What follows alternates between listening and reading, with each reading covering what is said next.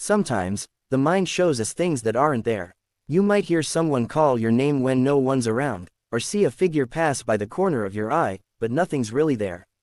A hallucination is when your brain creates a false sensory experience. You see, hear, feel, or smell something that doesn't exist outside your mind. Flaws of the human brain. The human brain is a masterpiece of evolution, but it's far from perfect. Structurally, it's a tangled network of billions of neurons spread across specialized regions like the prefrontal cortex, temporal lobes, parietal lobes, and occipital lobes. These regions work together to create your experience of reality, but the connections aren't always clean. For example, the visual cortex in the occipital lobe might activate even when there's no visual input, causing you to see something that isn't there. Similarly, the auditory cortex in the temporal lobe can fire spontaneously or due to unrelated stimuli, creating the sensation of hearing voices or sounds no one else can hear.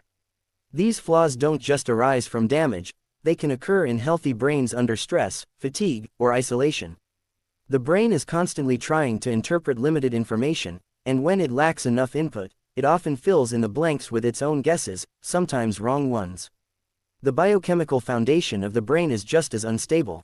Your thoughts, emotions, and perceptions are all controlled by a balance of chemicals called neurotransmitters.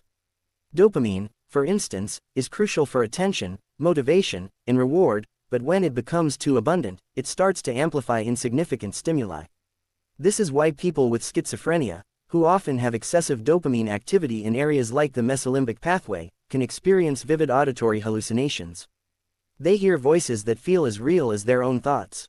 Serotonin, involved in mood regulation and perception, plays a huge role in drug-induced hallucinations. Psychedelics like LSD and psilocybin mimic serotonin and overstimulate its receptors, especially the 5-HT2A receptor, distorting the brain's interpretation of sight, sound, and space. Even glutamate, which handles brain excitation and memory, can contribute to hallucinations when dysregulated, such as in conditions like dissociative disorders or after using drugs like ketamine. A simple imbalance at the molecular level can twist your sense of what's real. The brain's connection with the body isn't flawless either. It relies on signals from the nervous system to understand where you are in space, what you're feeling, and how your body is positioned. But those signals can be misinterpreted. One of the most striking examples is phantom limb syndrome, where someone who has lost a limb continues to feel pain, itching, or movement in that missing part. The somatosensory cortex, which maps touch sensations across the body, doesn't always update correctly after an injury, leading the brain to believe the limb still exists. Another case is sleep paralysis, where the brain wakes up before the body does, leaving you conscious but unable to move, often accompanied by terrifying hallucinations of figures or voices.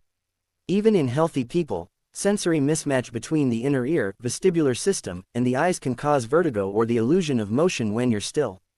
These examples show how fragile the brain-body communication really is, and how easily it can be disrupted, leading to experiences that feel real but have no physical source. Story of shadows. 1. You walk down a quiet hallway and suddenly see a shadow dart across the edge of your vision. You hear your name whispered when no one is home.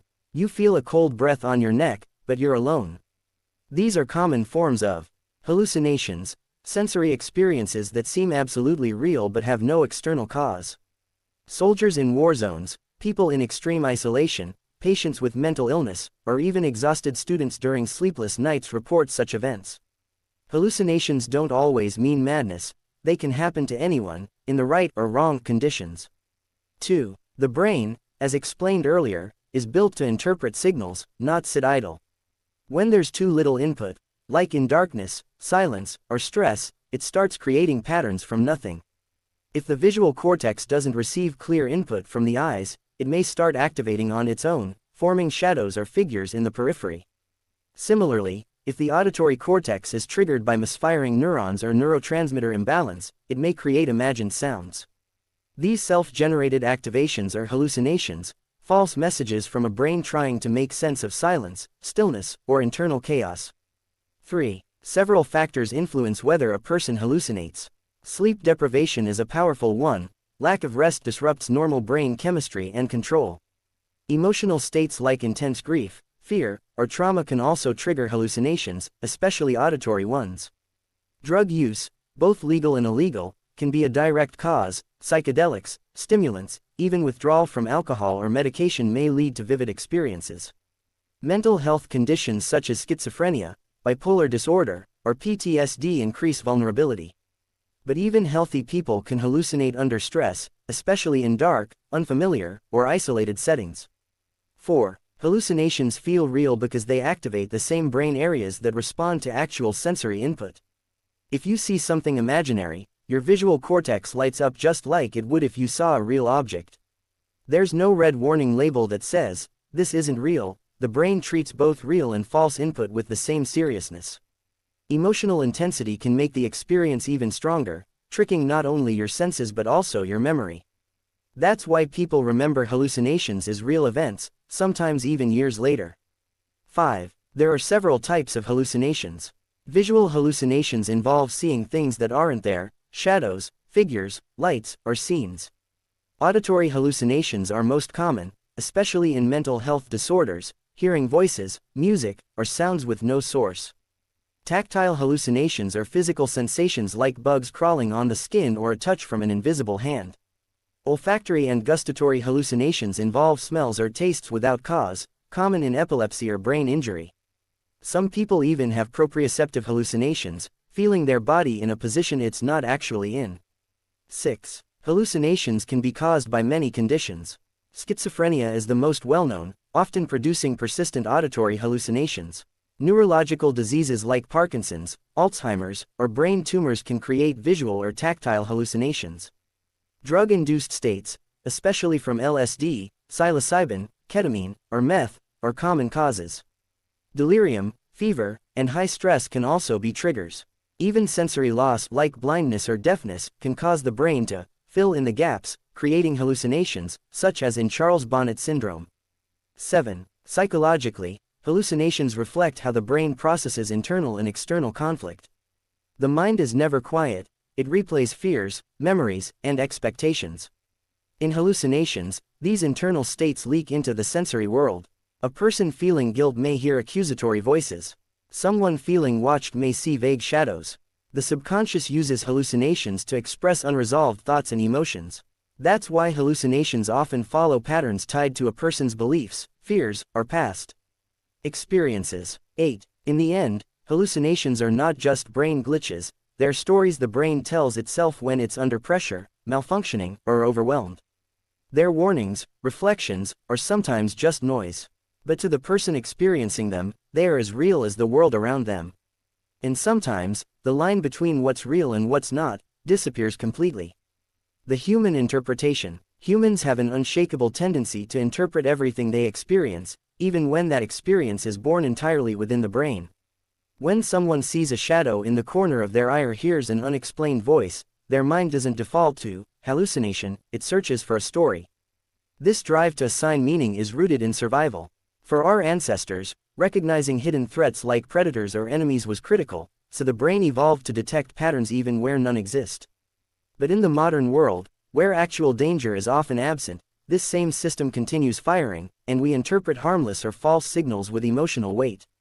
When a hallucination occurs, it triggers emotional and cognitive centers, the amygdala, which processes fear, and the prefrontal cortex, which tries to reason with what's being perceived. But when logic fails to explain the impossible, the brain starts pulling from memories, beliefs, culture, and imagination. A flicker of movement becomes a ghost. A whisper becomes a dead relative reaching out. A touch becomes a spiritual sign. These aren't just irrational leaps, they're deeply human coping mechanisms for confronting the unknown. Cultural narratives play a massive role. Someone raised with religious beliefs may see a vision as divine, while someone else may label the same vision as psychosis. Even people who understand the science behind hallucinations can feel shaken when one occurs, because the experience is immersive and convincing. Humans interpret these events not just to understand them, but to protect their sense of reality. A hallucination is like a crack in the wall of the mind, and rather than admit the wall is fragile, people paint a picture over it. Whether the interpretation is spiritual, paranoid, hopeful, or fearful, it gives the brain something to hold on to, an anchor in an otherwise disorienting sea of false perception. So while hallucinations may not carry real external meaning, the meanings people assign to them are very real in their minds, and that's what makes them so powerful. Demon in the room. 1. Dream hallucinations are some of the most vivid and immersive forms of false perception the brain can produce. During REM sleep, the brain is highly active, simulating entire worlds, people, sounds, and events with no connection to the outside environment. These dream states are technically hallucinations. The brain generates sights, sounds, and emotions as if they were happening in real time. The difference is, during sleep, the conscious mind is mostly off-duty, so the strangeness of these experiences goes unquestioned. You might find yourself running through a forest, flying, or speaking to someone who's long gone, and none of it feels strange until you wake up. It's a raw display of the brain's power to fabricate reality entirely from within. 2. Nightmares and night terrors take these internal experiences to darker places. Nightmares usually occur during REM sleep and are emotionally intense dreams involving fear, threat, or helplessness. They often have narrative, being chased, attacked, or trapped, and while disturbing, the dreamer usually remembers them. Night terrors, however, happen during deeper, non-REM sleep and often cause sudden awakening with screams, heavy breathing, and confusion, but little to no memory of what happened. They are more common in children, but adults can experience them too, especially under stress or trauma. In both cases, the emotional brain hijacks the dream process, and for a few minutes, terror feels completely real. 3. Though dreams and hallucinations share common brain mechanisms, mainly the activation of sensory and emotional centers without real stimuli, they differ in context and consciousness. Dreams happen during sleep, are mostly involuntary, and the brain temporarily shuts down logical reasoning. Hallucinations, on the other hand, often happen while awake or on the edge of sleep, like in sleep paralysis, and the conscious mind is still partially active, making the experience more confusing and terrifying. In dreams, you rarely question what's happening, but in hallucinations, you may try to understand or escape it, adding to the fear. Both blur the line between reality and imagination, but hallucinations often feel more intrusive, like reality itself is bending. 4. Internet horror folklore, or creepypastas, often tap into the psychological unease of dream-like hallucinations.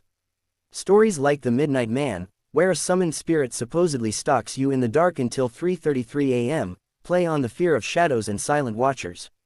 Another well-known figure is the Hat Man, a shadowy tall figure said to appear during sleep paralysis episodes, staring from corners or leaning over you. These myths blend real neurological phenomena with storytelling, making hallucinations feel supernatural. While they aren't scientifically real, they resonate because many people have felt something similar: paralyzed in bed, heart racing, unable to scream, and sure something inhuman is watching from the dark. What about ghosts? What about spirits? People have reported seeing ghosts and spirits for thousands of years, across every culture and era. These experiences often feel deeply real, emotional, and sometimes even life-changing. But why do they happen? The answer lies in a mix of psychological, neurological, environmental, and cultural factors. Humans have a built-in tendency to anthropomorphize, that is, to see human forms and intentions in random shapes or noises. In dim lighting, a coat hanging on a chair might be misinterpreted as a person. When grieving, the mind may conjure a familiar voice or presence out of intense longing or unresolved emotions. In locations associated with death or fear, people are already mentally primed to expect something strange, so the brain begins interpreting normal sounds, flickers of light, or creaking wood as something more. Fear increases sensitivity to noise and movement, creating a loop where every small sensation is treated as a potential threat. The more someone believes in ghosts, the more likely they are to interpret ambiguous stimuli, like temperature drops, shadows, or electrical flickers, as signs of the supernatural. This belief-driven interpretation is so powerful that entire groups can share ghost sightings in a phenomenon called mass psychogenic illness, where social and emotional cues influence what people see. Ghost sightings are often indistinguishable from hallucinations. When someone sees a transparent figure or hears a disembodied voice, the experience may feel external, but the origin is internal. Visual hallucinations can be caused by sensory deprivation, fatigue, stress, mental illness, or neurological conditions like Charles Bonnet syndrome or temporal lobe epilepsy. The visual cortex, when not receiving enough clean data, starts creating its own images, shadow figures, faces, even full human forms. The auditory cortex can fire up independently too, producing voices, whispers, or footsteps. This is especially common in people with schizophrenia, bipolar disorder, or trauma-related conditions. But it can happen to anyone under the right stress. Sleep-related phenomena like sleep paralysis also play a huge role. People may wake up unable to move, with terrifying visions of figures standing over them or whispering threats. These moments feel deeply supernatural but are rooted in a neurological disconnect between waking and sleep states. In essence, many so-called ghost encounters are byproducts of a stressed or isolated brain misinterpreting internal signals as external realities. They aren't lies or tricks, they're genuine experiences created by the brain, interpreted through the lens of emotion, belief, and fear. Drugs. Hallucinogenic drugs are substances that alter perception, mood, and thought, often leading to visual or auditory hallucinations. These include natural compounds like psilocybin, found in magic mushrooms, LSD, lysergic acid diethylamide, DMT, dimethyltryptamine, mescaline, from peyote cactus, and synthetic drugs like ketamine and MDMA, ecstasy, which is more empathogenic but can cause hallucinations in high doses. These substances affect the brain's serotonin system, especially the 5-HT2A receptor, which plays a major role in regulating mood and perception. When activated excessively, this receptor distorts sensory input, making users see vivid colors, patterns, or hear voices or music that isn't there. While these drugs have been used traditionally in rituals and healing ceremonies, their modern presence in the market is due to both recreational use and emerging medical interest, especially in treating depression, PTSD, and end-of-life anxiety. However, the effects can be unpredictable. Side effects include panic, paranoia, nausea, confusion, elevated heart rate, and in rare cases, long-term psychosis or hallucinogen persisting perception disorder, HPPD, where people continue experiencing hallucinations long after the drug wears off. Ethically, the debate is ongoing. Supporters argue for controlled therapeutic use, while critics point to the potential for abuse and mental harm. Whether one should take them or not depends on setting, mental health condition, legality, and medical supervision. Recreational use without knowledge or control can be dangerous, especially for vulnerable individuals. These substances open a window into the brain's deepest mechanisms, but they are not toys. The risks are real, and while research continues, caution and respect must come before curiosity. Near-death experiences, NDEs, are intense psychological events reported by people who have come close to dying or were clinically dead for a short time before being revived. Common features include a sensation of leaving the body, seeing a bright light or tunnel, a feeling of peace, life review where major events from one's life flash before them, and sometimes encounters with beings or deceased relatives. For example, a cardiac arrest survivor might describe floating above their hospital bed, hearing doctors speak, despite having no heartbeat at the time. Others report feeling as if they were pulled toward a warm, glowing light before being sent back. These experiences can feel more real than dreams or memories and often leave a profound psychological impact, changing the person's view on life and death. Scientists have studied NDEs using data from patients who were revived after clinical death, especially during cardiac arrest. One major explanation involves oxygen deprivation in the brain, which can trigger vivid hallucinations due to dying neurons firing unpredictably. Lack of oxygen, combined with a surge of neurotransmitters like glutamate and endorphins, may cause intense visual and emotional sensations. Some research also points to the temporal lobe and parietal lobe, regions involved in processing time, space, and self-awareness, as being hyperactivated or disorganized during trauma, leading to the sensation of being out of body or outside time.